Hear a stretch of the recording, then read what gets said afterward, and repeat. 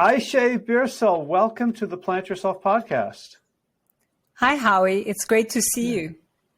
It's great to see you. And for those of us who are watching the video, they'll notice that I have face paint on. I think it's a butterfly. And ordinarily, I would not show up for work like this, but you have inspired me so many times over the past couple of years. I'm on your mailing list for the virtual teas and your newsletter, and just to be playful and creative. So I figured that why the heck not? No, totally, Howie. I think this has to become a standard from now on for any podcast I'm going on. Well, I'll send everybody my daughter's contact info, and they can hire her. Yeah, it's a win-win. Great. So we're here to talk about your new book, which is Design the Long Life You Love, which we have here in blue, which is a riff on your most recent book, which is Design the Life You Love, and which is a riff on your own life and work. And so I'd love to start there. Can you just sort of introduce yourself to me and to my audience, and kind of just ground us in the amazing human that is you. Thank you. So I'm Ayse Birsel, and well, to ground us, let me start with our emotions. Howie, what's your emotion right this minute?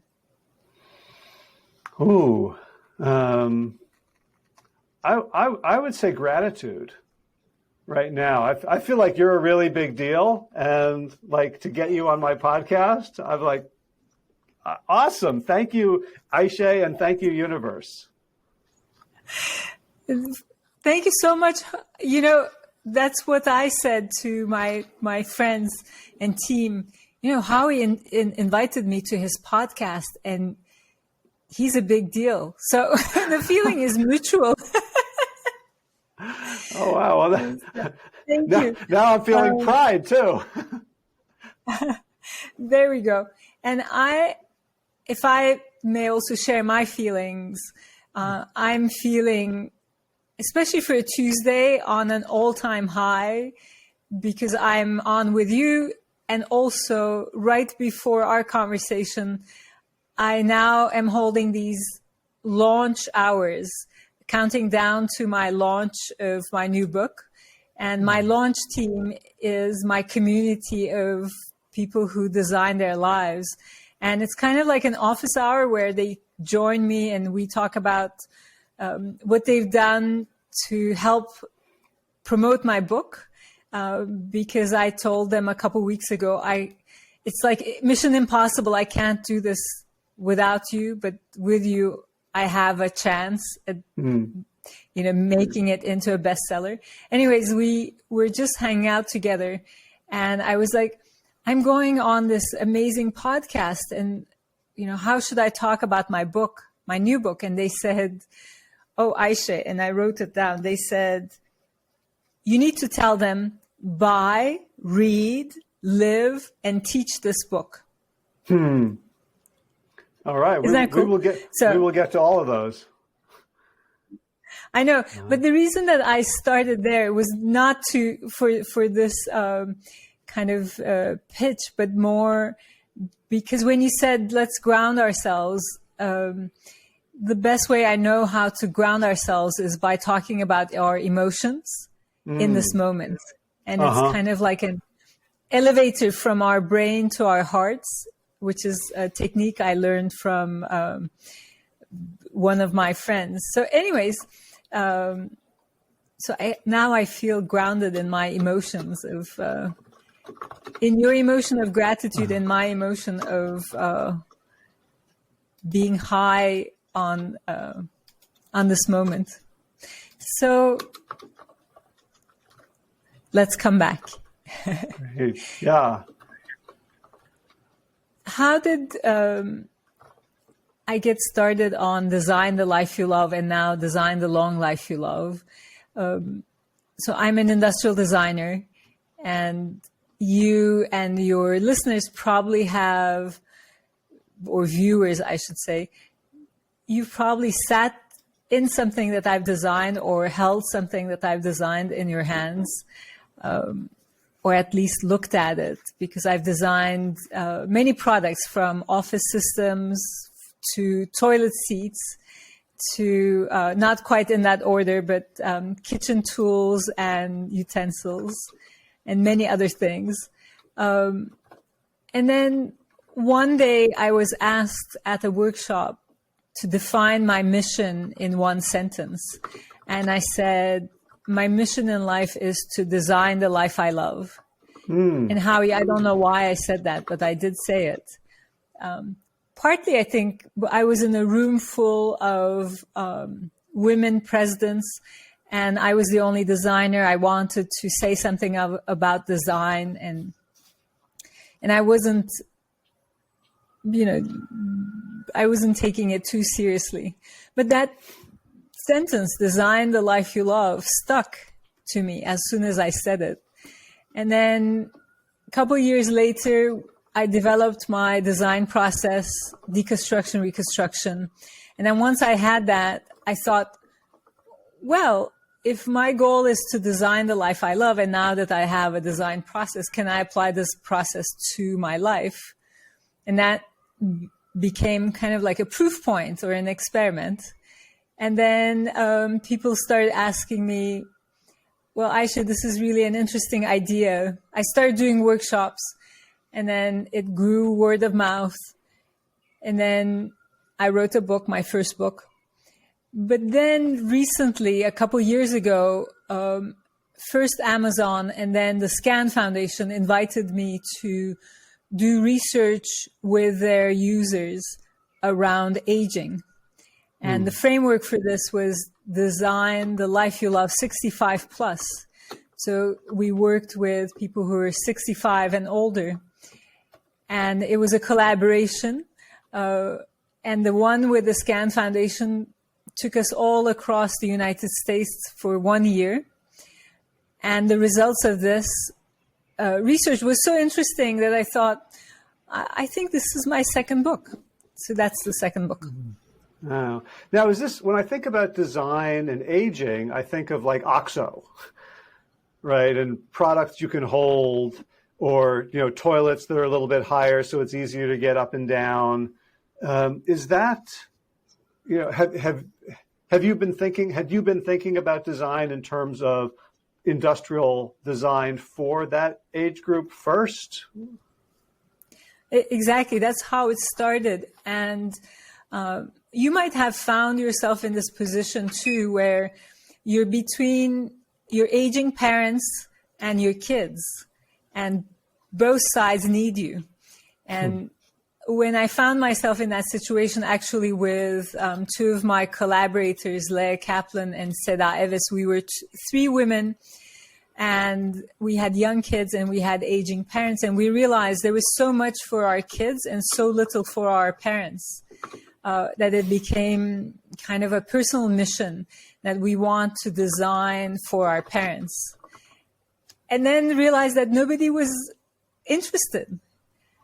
Corporations were not interested in designing for older people. And this is changing, I must say. But that was the beginning of our journey. And we were really surprised, because we were like, do these corporations realize what a huge market opportunity this is? How much spending power older people have? And just to give you an example, half of every dollar spent comes from somebody who's 50 years or older. You'd think that corporations would pay attention, right? Yeah, but we don't. I mean, if you look at media, if you look at music, what movies come out, there's almost nothing interests me anymore. I'm in my late 50s, and if I don't want to see a Marvel movie, there's very few things that still I think it's skewed towards youth, which is weird, because so I play ultimate frisbee, and we go to tournaments where it's just for old people, and it's like on some side field somewhere. and yet you see the cars in the parking lot are, you know, Teslas and Lexuses and Porsches. And then you go to the big money tournaments with the young people who are like, you know, 9 of them in a VW microbus. Like there's a huge disconnect between, you know, just the pure self-interest of serving a large, wealthy, hungry market. It's amazing that it's not, you know, a focus. And I think that's changing. And part of the reason I wrote the book is to talk about, you know, you mentioned the OXO peeler. I think of my book as the OXO peeler of books, because the OXO peeler was actually designed for older people, especially people who have arthritis, because for them it's so hard to hold something in their hands. And so the whole OXO idea was, how could we have a product that feels good in somebody's hand, especially if they have arthritis? But then once OXO came out, everybody wanted one of those peelers, and it became universal. And it's actually called universal design in the sense that the research was around older people, but it's good for everyone. And I think that my book is similarly, the research was with older people, but it's good for everyone, because the lessons that I've learned from these older, wiser people could benefit all of us, regardless of our age. Yeah. Can you say a little bit about why you refer to them as astronauts? Oh, yeah. They're astronauts because they are going where no one has gone before.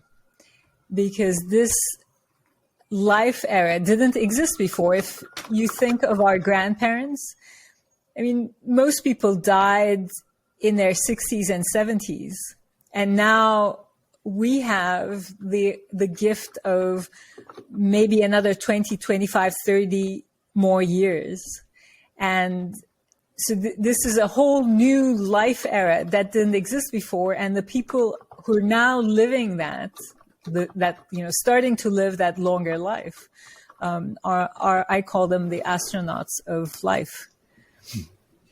Yeah. And so, I mean, something that struck me is your work has an influence on my environment, right? Like at scale, like the things you've created in the world have changed my world. So, for some people very intimately, for some people more tangentially. But when you wrote a book for individuals, but your work has always been at a bigger scale. So when I think about, like you talk about astronauts, there are places in the world where people have for many centuries lived long, engaged lives. You know, there's the blue zones, you know, in Ikaria, Greece, and the Coopus Peninsula in Costa Rica and Sardinia, where the communities have been designed, whether by humans, by accident, intentionally, to help people live a long life and a worthwhile long life that they enjoy throughout. And I know you're not originally from the United States. I'm wondering how much your philosophy and practice has been influenced by the idea of community rather than just individuals figuring this all out on their own. Oh, I'm so glad you mentioned that. So I'm from Turkey, and I come from a culture where we revere our elders.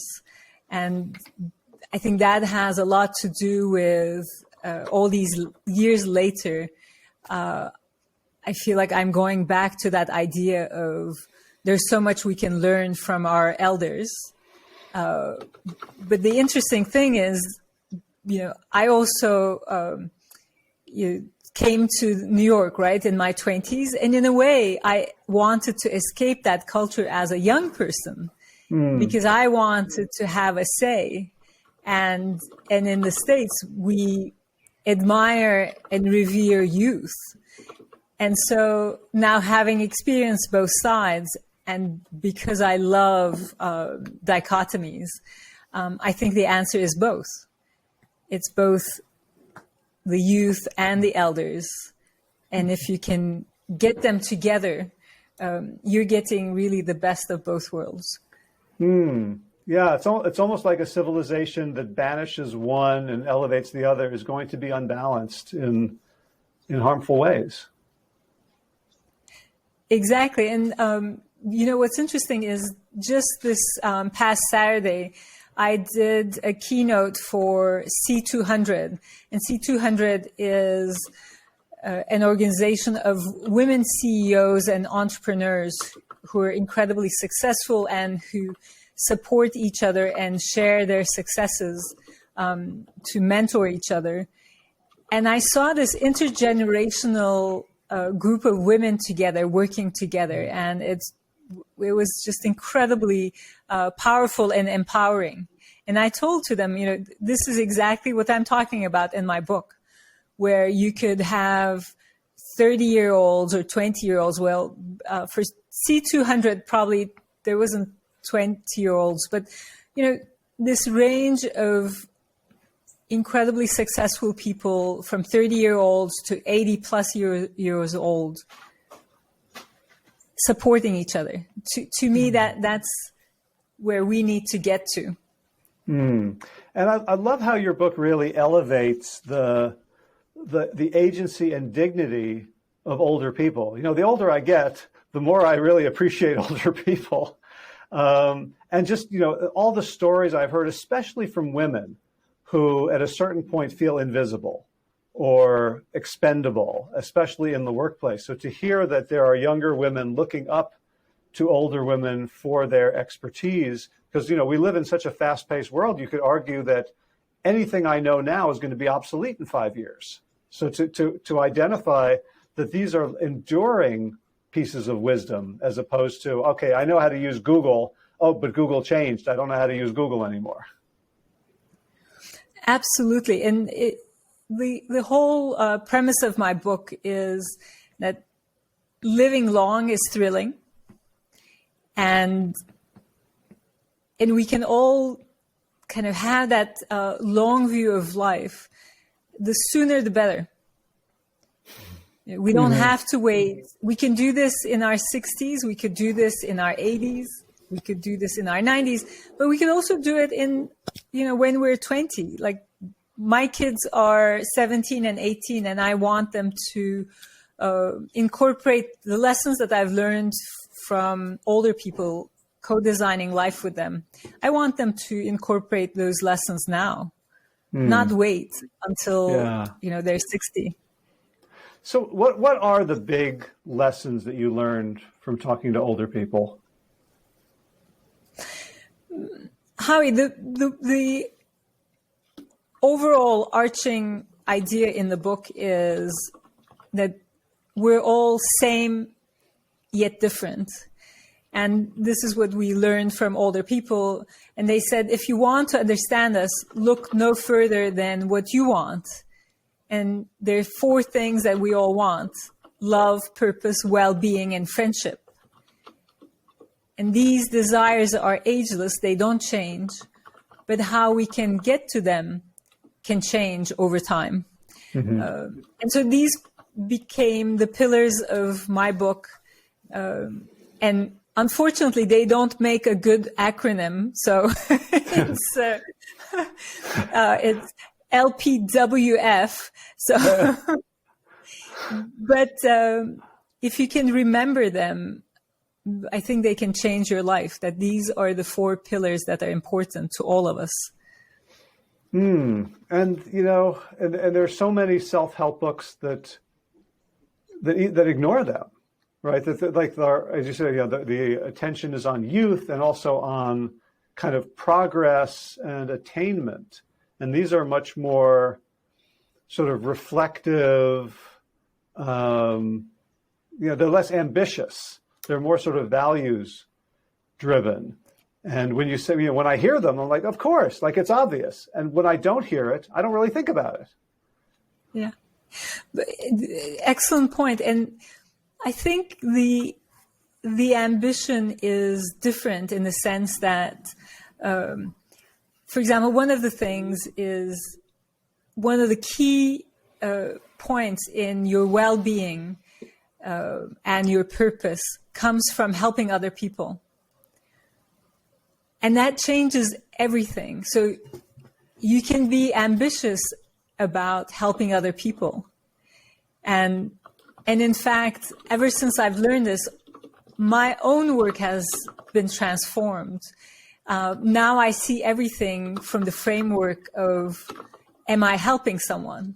Who am I helping? How am I helping?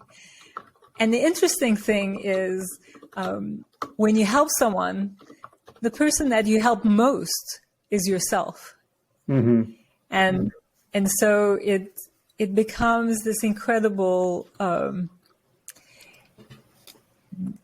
resource. And you know, so that's purpose, for example. Your purpose becomes really about helping others, and love becomes about loving yourself. And that's also a message we don't often hear. And that older people naturally learn to love themselves. And my point is like, okay, we're eventually going to get there, but you know, can we please start to learn to love ourselves in our 20s and 30s? And because when you love yourself, yeah. Sorry, go ahead. I didn't mean to interrupt. I was just going to say,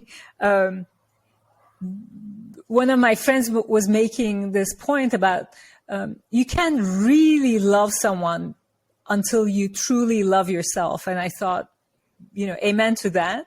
And the interesting thing that I found in writing about the book is that you can actually learn. These are learnable or teachable habits. So one can learn to love themselves. It's all about reprogramming your brain. So what comes to mind when you say that is I'm right now I'm in the middle of a book called The Humans by Matt Haig, and I'm loving it. The premise is written by an alien who comes down to Earth to impersonate a professor of mathematics who's made a discovery that will make humans too dangerous, that we'll be able to, you know, explore the stars, and we're not ready for it. And so the novel is essentially about an alien talking about how weird humans are. So I'm kind of like, that's the lens I'm seeing the world right now, like what seems normal to us, like when you step back. And so the idea of a culture, a civilization, a society in which where it's hard for people to love themselves, like to certain things, like that's ludicrous. Like who would have designed a culture like that? And I'm curious, from your experience growing up in Turkey, was there a difference? Was like not loving yourself, or even like, you know, self-critical all the time, or self-loathing? Like, is that a universal human thing, or has it been somehow designed as a glitch in our communities and interactions? First of all, I love that premise of looking at ourselves from the perspective of an alien. And believe it or not, even in Turkey, we figured out how to make people not love themselves. So I have been thinking about this and trying to pinpoint in my own development, when was that point where I became so self-conscious and self-judgmental?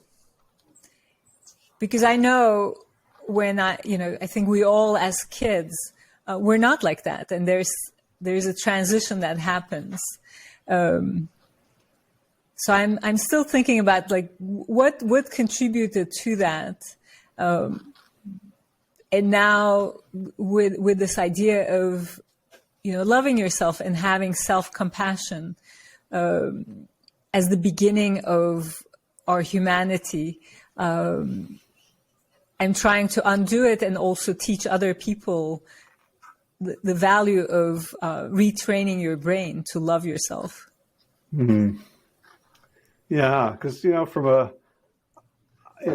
from a design perspective, it's a question is like, how much do you need to know about what is reifying the problem, Or can you skip that part and just say, okay, here is a creative solution. Doesn't matter what caused it, but we can still move forward.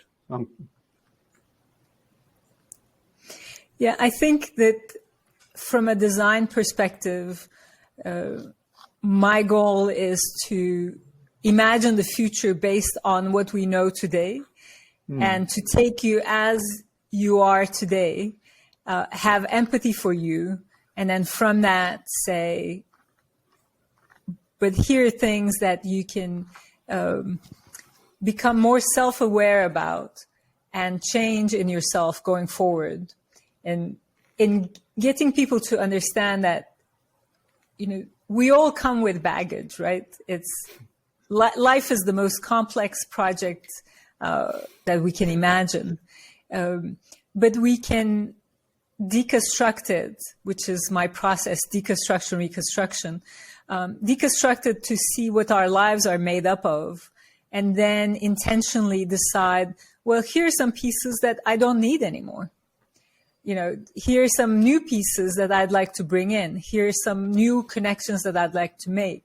And in reconstructing your life based on your values, and from that, living that life. And that's really the gist of designing your life. Gotcha. So how can we do that? Because when I think about my life, I'm in the middle of it. Some things are way too close to see. It doesn't feel like there's any space between me and my experience to be able to make those choices, that the choices I make would be ad hoc or impulsive or kind of planned out, but one thing at a time. How do we get a designer's perspective on our own life the same way you would have on a toilet seat or office furniture or a carrot peeler? Yeah. So there are layers of information, right? And a lot of that I unpack in my books, but the starting point is principles of thinking like a designer. So I would offer everyone to become aware of, their optimism, first of all. No matter how hard the problem, that optimism gives you the courage to go forward and the belief that you're going to come up with a better solution. That's what designers do. So that's that optimism is key. Empathy is really important to be able to feel the feelings of someone else. But equally important is to have empathy for yourself. So that's the loving yourself part. Holistic thinking, which is another way of seeing the big picture. And why is seeing the big picture important? Because when you look at the big picture, you open up your viewing angle and you might see solutions to similar problems in different contexts, and it could inspire you. So it's really important to see the big picture, to find new dots to connect. Then collaboration. I love collaboration because it means that I don't need to know everything, and somebody else could complete me. So collaboration is a big piece of that.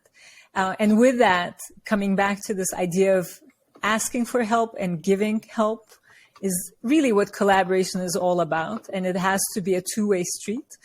And then the third piece is, the fifth piece, my math is off. So there are 5 principles. And the fifth one is asking what if questions. And what if questions is about having an open mind. And just a couple minutes ago, when you were talking about what if an alien came to Earth,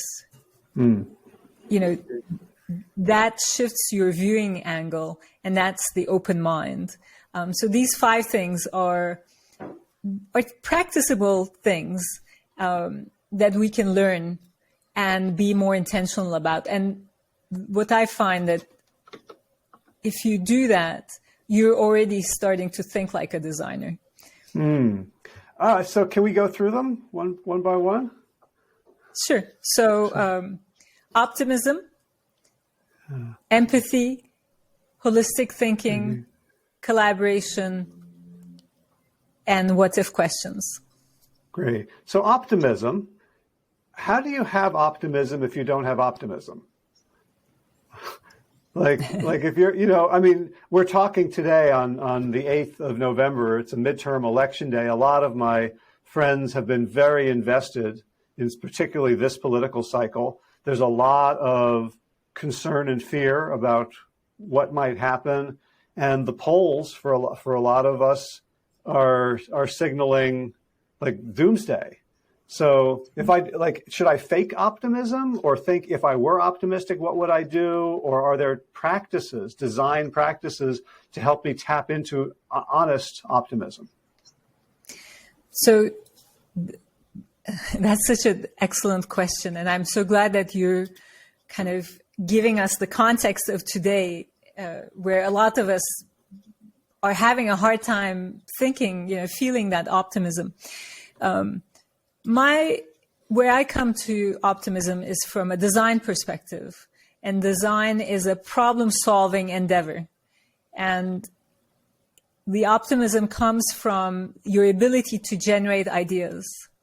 And I find that often our pessimism comes from accepting the reality as it, and not seeing what's possible beyond that. But when you think like a designer, you're conditioned, you're trained to generate ideas. And by the way, we're all trained to generate ideas. It's just that we often don't give ourselves permission. But once you start to generate ideas, it's those ideas that give you the optimism. So today we're we're being challenged. And if we take this reality as a given, it's very hard to be an optimist. If we come at it from an idea generation perspective of like, how can we do things differently individually, as corporations, as cities, as communities, as society, and generate ideas and be open to a multitude of ideas, not just one, next election kind of idea, but and that is what gives us optimism. So I'm hearing also that part of optimism is agency, that things may be out of my control, but if I can generate ideas that relate to that, I still have agency, that I'm still what ifing. I'm still asking, well, what if this were different, or how might this be different? That it's a form of control in the face of great stress. Absolutely. And designing your life and designing your long life is really at the core of it, practicing your sense of agency over your life, right? And there are two attitudes. Yeah. One is, sorry, go ahead. No, please continue. No, I just liked what you were going to say. Well, in the coaching I'm doing, like that's the difference between success and failure, is whether the person takes agency. So that, in the corporate work I'm doing, people have agency because they tend to be, high achieving. But I also have a background in health coaching, and people come very collapsed. And one of the things that you get from them right away from the way they talk and the way they hold themselves is they are victims of life. And I'd never want to minimize what has happened to them. But that orientation, if they maintain it, will mean that they are beholden to forces outside their control. And when the light goes on in my clients around health, it's when they say, oh, I get to choose, right? I get to do this. And so, you talked earlier about being in the sandwich generation, having really crunched for time between taking care of your kids and taking care of your elders. And it's very easy to feel victimized by that, right? And there's a lot you can't do, but to be able to say, actually, there are people who don't take care of their children. There are people who don't take care of their parents. So me doing it is actually a choice and not an obligation that was forced on me. It's because I value those things. And so to wake up to, I do have agency over my life is really the first step in making any kind of change.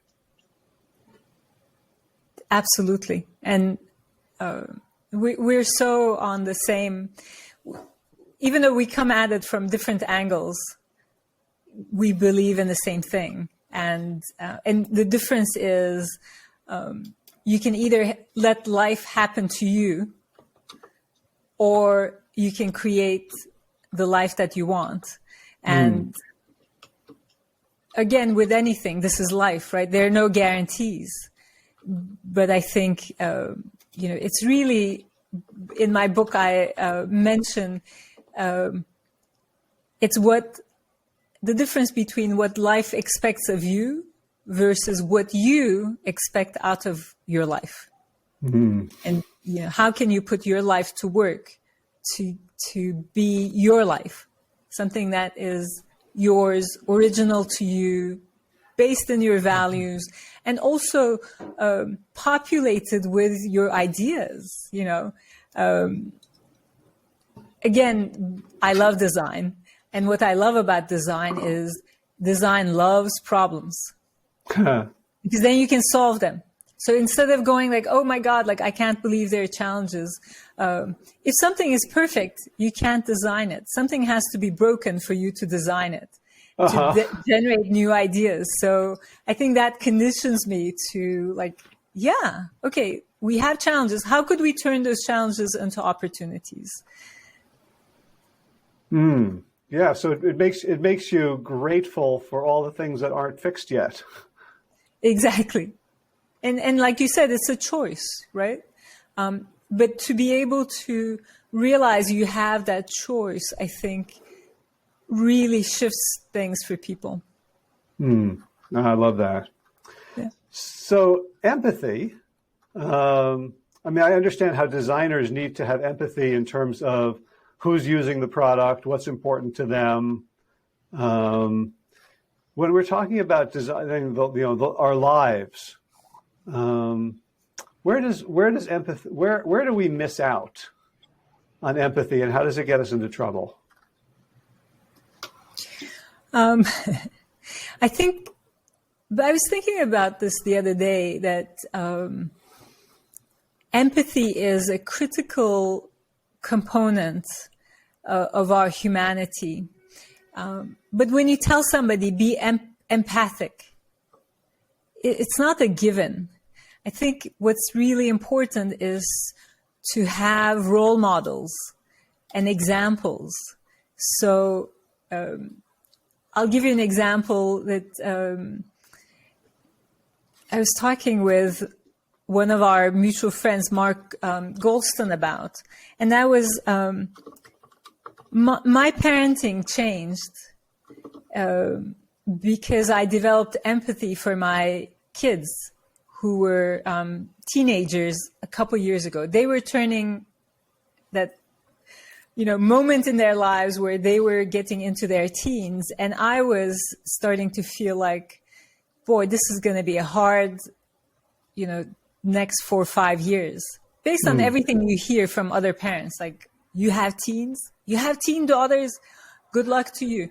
So, and what's needed is empathy. We know that, right? You want to empathize for your kids.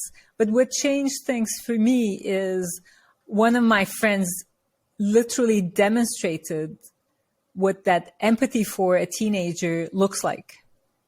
And she actually, she said, look, Ayse, you have to tell them that they can say anything to you and you will not be upset. Here's how you practice unconditional love.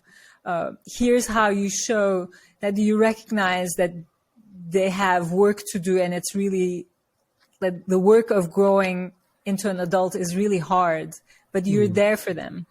And, she said these amazing things. And I was like, hold on one second. And I started taking notes, and everything she said became my map for how you practice empathy for teenagers. And that changed my approach. And it made me realize that to practice empathy, you need to see it. It's hard to do it just like in the abstract. And it's also, there's a reward that we can get for not showing empathy, right? In the moment, it can feel very empowering to just judge and get angry and yell and feel self-righteous. And showing, empathy is much more vulnerable. Yeah. Like we have to remember, like, okay, what do I want? Love, purpose, well-being, and friendship, as opposed to be right now. Exactly. And I think empathy is a quiet feeling, right? When somebody's angry, it's easy to see. Empathy is not so easy to see. One of the things that I do is to get people to have empathy, I ask them about who their heroes are. So when I was doing the design, the 65 plus life you love work, I asked people to think of their older heroes. And people would say, oh, my grandmother, father, family friend, my teacher, my mentor. And I would ask, like, what are qualities you see in that person that inspire you? And then they would say, resilience and their humor, their ability to have unconditional love, and all these things that inspire them in this older people. Mm-hmm. And then I would say, and that exercise is actually designed to create empathy, because you see this other person and you see their qualities and you realize that's a role model for me, and they're older, for example. And then I say, those what you see as the qualities of that other person, the reason that you see them is because those are your values. Mm-hmm. That's why you notice them. And you've just made a list of your own values for being older. And that is an incredible aha for a lot of people. And that's a way of building empathy in the moment, is through your shared values, and to realize who I am and who this other person is the same thing. And plus you get a role model. You understand, oh, I see how I can practice resilience. I see how I can practice unconditional love. And then once you have a role model, if they can do it, you can do it. And a long answer, but that's empathy. I love that. I love the idea of sort of outsourcing your own greatness to someone else for a moment, so that you can see it and reflect it. So like we all project all the time, right? It's one of the problems of human beings, is that we project onto other people, like, oh, well, why did they do that? They must not like me, or all these different misconceptions. But to take that that tendency of the human mind to project and to harness it for good, to sort of deconstruct it and then reconstruct it, and so say, okay, project outward on your heroes, and now let's pull on the threads and see the connections to your own heart. It's very clever. Yeah. It also, I guess I'm also aging and getting wiser, but when I was younger, I used to think, oh, this other person does that. They're so smart, and I would get intimidated. But now I'm like, oh, this other person does that. How interesting. Either I can also do it, or I can collaborate with them. And that changes, Yeah, so, well, as our mutual friend Marshall Goldsmith talks about, most of us in our networking group, we're rewarded for winning, right? So the idea of winning involves somewhat zero sum, as we go through school, things are graded on a curve, or there's only so many positions available. But for like a design perspective is always looking to increase the size of the whole pie rather than just to increase my percentage of a smaller one. Exactly. And, when you talk about winning, it's, again, the lessons that I learned from older people is winning, but it's a different kind of winning. Like I was saying, winning by helping other people, winning by practicing mind over body, winning by feeding your soul, winning by loving yourself, winning by doing what you care about. Right. I can go on and on, but it's really like the winning in love, purpose, well-being, and friendship. Yeah. Well, in health coaching, we talk about like there's never enough junk food, right? What you're using junk food for, there will never be enough junk food to fill whatever you're missing, the primary thing that you need. And if people are not going after love, purpose, well-being, and friendship, then they're going to get involved in all sorts of destructive and self-destructive and other destructive activities to try to fill those holes. Right? So if you're designing a life for if you think wealth is going to do it for you, or power, or autonomy, like any of the things that aren't that, like wealth and power and autonomy are all fine things to pursue as way stations on towards like what really matters. But for people who don't have these North Stars, you can just see them destroying their own lives and those of others in the search for love, purpose, well-being, and friendship. Very well put. I wholeheartedly agree, and this is really, again, we spent a year designing life with people who were 65 and older. The distillation of it. These are people who have lived longest, and this is what they have to tell us. I think it's worth a listen. Yeah. So I feel like let's skip holistic thinking and collaboration, because those are in the book. And we agreed at the beginning that we do want people to buy the book and then read the book and then live the book and then teach the book. Did I get those right? You did. Thank you. And this was not my idea, but my community's idea of like, this is what you need to say about this book. So I thank you for giving me room to practice. Yeah. So I wonder if you have, like, let's make it a little bit concrete. Do you have stories of people who have that you've taught in workshops or introduced to this work, or who discovered it on their own and taught you about what a life transformation can look like as part of a long life? Oh, yes. And I mean, this is what I love about doing this work, because I can tell you that when you design products, nobody stops you on the street and says, "Oh, Ayse, your toilet, it changed my life," or like your office system, "Oh my God, it changed my work." No, that never happens. But when you teach people how to think like a designer about their life, about their work, about their long life, about their leadership, they do come back to you and say, "Hey, Ayse, that changed my life." And so that's why I keep on doing it.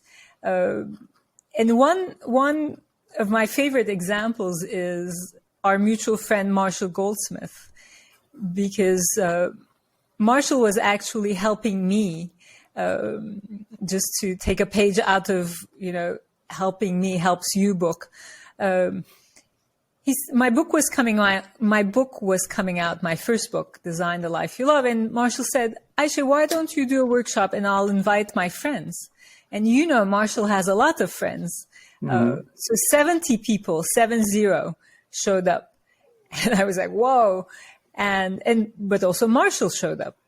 So he didn't just delegate it, but he was like, I'm here to design my life. And so I did the heroes exercise with him and asked him, who inspires you? And he said, my teachers inspire me. And his teachers are just amazing people, from Buddha to Peter Drucker to Francis Hasselbein to Alan Mulally. And he said, they've taught me everything I know for free. And then when I said, well, Marshall, that's your own quality, is to teach other people. How are you going to role model your heroes? He said, I'm going to teach everything I know to others for free. And that's how Marshall Goldsmith 100 Coaches was started in my workshop. And that's the transformative power of designing your life, because you might have a great idea for yourself, but the impact, the ripples of that idea might influence and impact many others.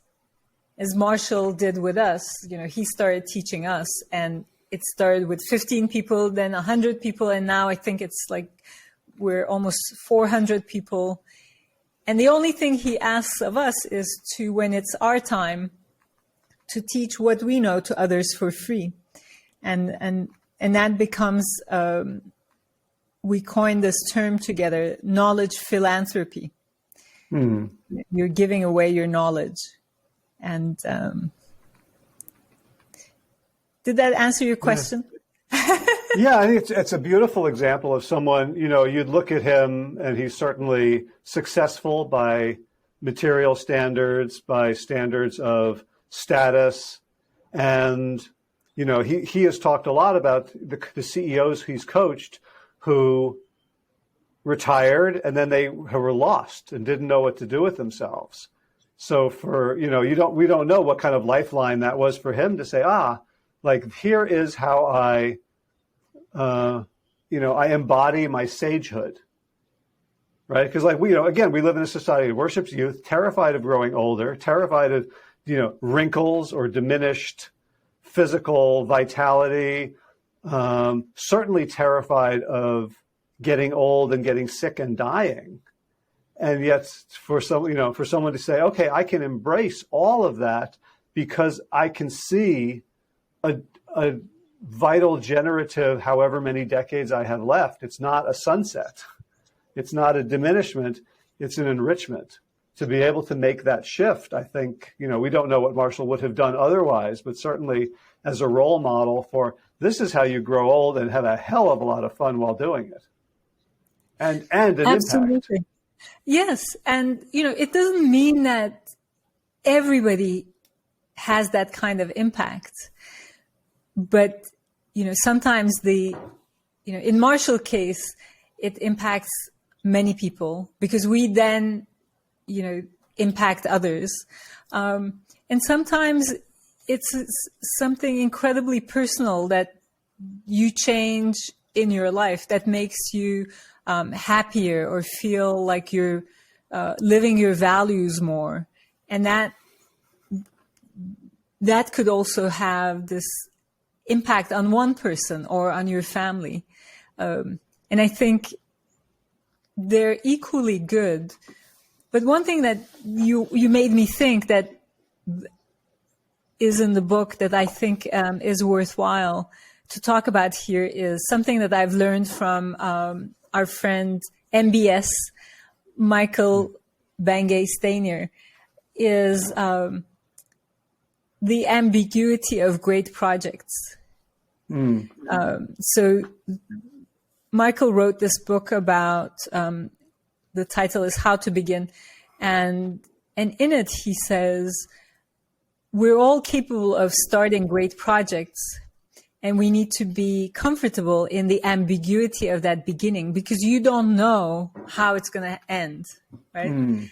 So Marshall, when he started what he was doing, he didn't know how it was going to end. In fact, he thought he was just going to teach his learnings to 15 people. He had no idea of how it was going to grow. And I think that's something that's important and something that's important for all of us, no matter, again, our age. Because I saw that a lot of older people want to start projects that matter to them later in life. That's part of the being an astronaut, is to do something that matters. And one of the things, having learned that from them, I wanted to show that when you have that drive to do something, to start something that's important to you, you don't always know, often you don't know how it's going to end, and that's totally fine. Yeah, and I've worked with a lot of people who that holds them back, and it's almost like when we explore it, it's a sense of entitlement. Like, I demand to know how this will turn out before I have to dip my toe in the water. I'm only willing to go swimming if the water is between 78 and 83 degrees Fahrenheit, as opposed to, like, I really want to do this thing and I'm willing to make a bet and not demand certainty from the universe. Don't you think a lot of it has to do with our education? And in a way, what we're doing is trying to undo that education that holds us back. Well, if you were as a designer, if you were asked to redesign to become the Secretary of Education for the United States, and let's say you were working on, elementary school, what would you change?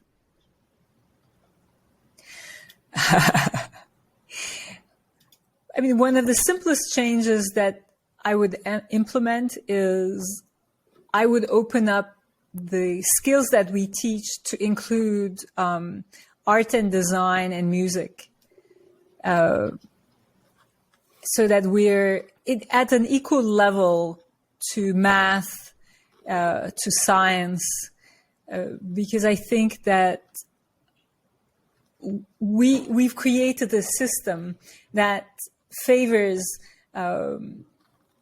science and technology and math as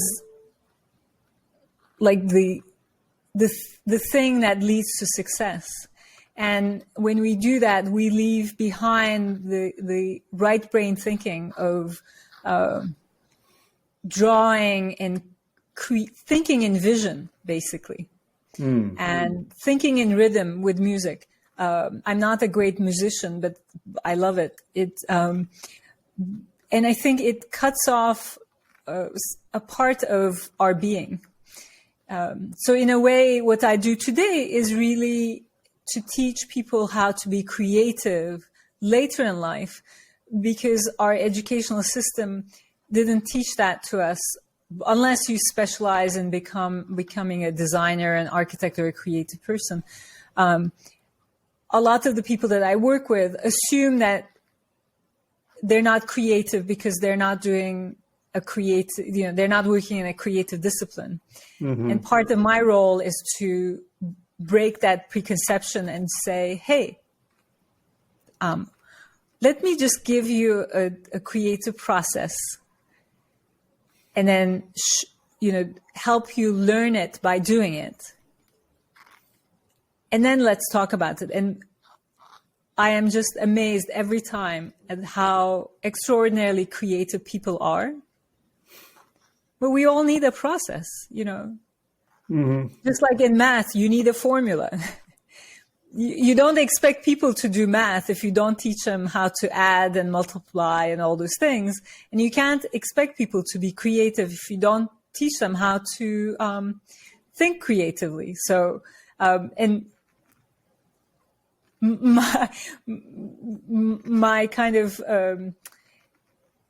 sneaky idea is to tell people, hey, do you have a life? If you have a life, I can teach you how to think creatively. It turns out everybody has a life. So it's our shared project, and that, evens the field, and then I can teach anyone how to think like a designer.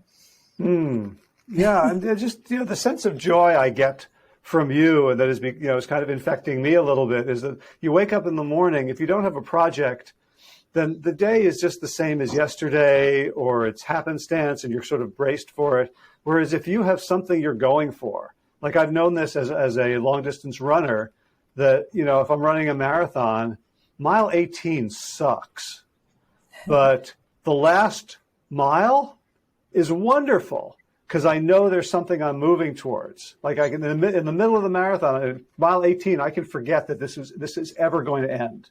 It's like, this is my life, this painful, disempowering slog of boredom and misery.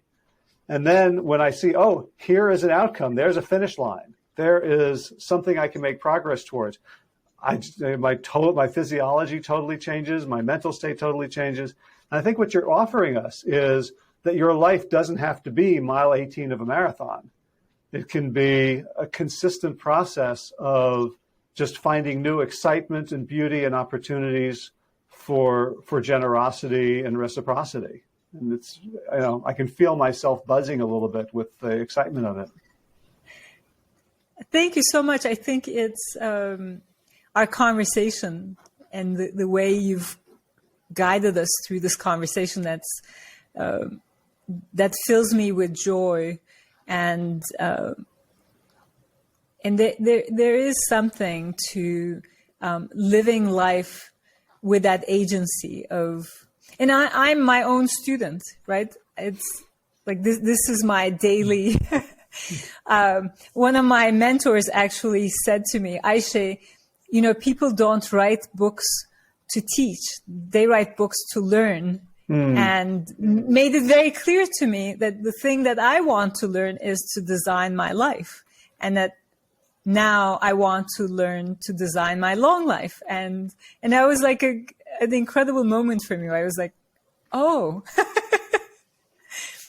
so I'm my first student in a way. Mm-hmm. That's beautiful. Yeah. And, and I think what we really haven't talked about is like the humility that is asked of us, as well as confidence, as well as the assertiveness, but just to be okay being just one person among so many. Like that we like, it's easier to be a creative designer if you're not trying to be special or better than anybody else. I love dualities, and that duality you just stated, the humble confidence, I think is an amazing one. That they actually go hand in hand, right? And then the same with where we started, the backbone of long life is same different. How could something be same different? And that yet it is, it's same because of these pillars, love, purpose, well-being, and friendship. But we all practice it differently. Yep. And that means that there's always room for more creative approaches, right? Like, we haven't discovered them all. No, we haven't discovered them all. And that's where I think collaboration comes really handy, because how you know things that I don't know, and you come at it from your expertise around health. I come at it from my expertise around design. Marshall comes at it from his executive coaching and Buddhism, and so it's kind of like an orchestra playing together. It's when we're together, we make music, and that's. So luckily, none of us really know. We figure it out together. Right. I love that. And my grandfather was a band leader in the Yiddish theater in New York. And apparently he used to say, you know what the conductor can do with his baton if the orchestra doesn't show up? So we need each other. Excellent point. So where can people, when is the book coming out? I'm planning on publishing this on the 15th of of November. So will it be available at that point? So it's available to pre-order, which is great, because what I really am working on now is getting people to pre-order so that they can have a nice surprise when the book shows up on their doorstep on December 6th. My pub date is December 6th. And so they can find me in, we just put together a beautiful book website, and it's the same as my book's name, designthelonglifeyoulove.com. Okay. And it has this fun little animation because, we didn't really show everyone, but the book is incredibly visual. So everything in the book is... this is not a textbook, not hours of reading here. No, it's right? It's hours of playing and doing, just brief reading. Exactly. So because it's a design book, it has everything is expressed in two forms, visually and in text. And so, to your point, it's an easy read, but then it's the doing and the living it that's the fun part. And then it's a great, I think, it's great for end of the year, to think about. A lot of people are ordering it now because they want to do it over the holidays and get ready for next year. And I have one of my dear friends, Linda Tischler. When I first started doing Design the Life You Love, she wrote an article for Huffington Post, and she said, this year, instead of New Year's resolutions, design the life you love. So I just want to repeat that and say, this year, instead of New Year's resolutions, design the long life you love. I love that. And, it's something else. It kind of slipped my mind, but I'm sure it'll come back at some point. But just so it's there's an effect in behavioral science called the blank slate effect. Like when you shake things up, like if you move to a new city, all of a sudden you can like join the gym and be the person who goes to the gym. Like changing, and like Mondays are good days to start diets, or your birthday, or the first of the month. So taking advantage of New Year's, not to do another resolution that's never worked, but to take advantage of that sort of break in our consciousness, right? Because great design, I think it's about, both honoring the past and saying we don't have to continue the same way, right? Same and different again. So I would encourage everyone. It's called It's the Design the Long Life You Love, and at thewebsite.com. And will people be able to follow you and your newsletter from there as well, or should we give them your other website? Yes, I'm so glad you mentioned that. They can follow me and get my newsletter from aysebirsel.com/newsletter. Okay, and I'll leave a link in the show notes. But can you spell your first and last name, and that together is the .com? Sure. It's AYSEBIRSEL.com. Great. And then /newsletter. /newsletter, yeah. Great. Well, Ayse, I'm so happy that this book is being born into the world to join its sibling. And I'm so honored that you took the time to share it with me and to share it with my audience, and that I've gotten this chance to get to know you better. So again, I end with the same gratitude that you elicited at the very beginning. Thank you so much, because, you actually emailed me and said, hey, Ayse, your book is coming out. How can I help you? And I'm so appreciative of that. And then, back to what we just talked about, right? Helping someone is a great way to connect with your purpose. So thank you. Yeah. And I get a podcast episode out of it. So win-win. helping me helps you. Good. Yeah. Well, everyone listening to this was like, wow, he has some good guests. He must be hot shit. But next time, just let me know to put on more makeup. Oh, right. The butterfly. Well, I thought you might have a pipe cleaner hat on. That's a whole other story. We have to come back to another time.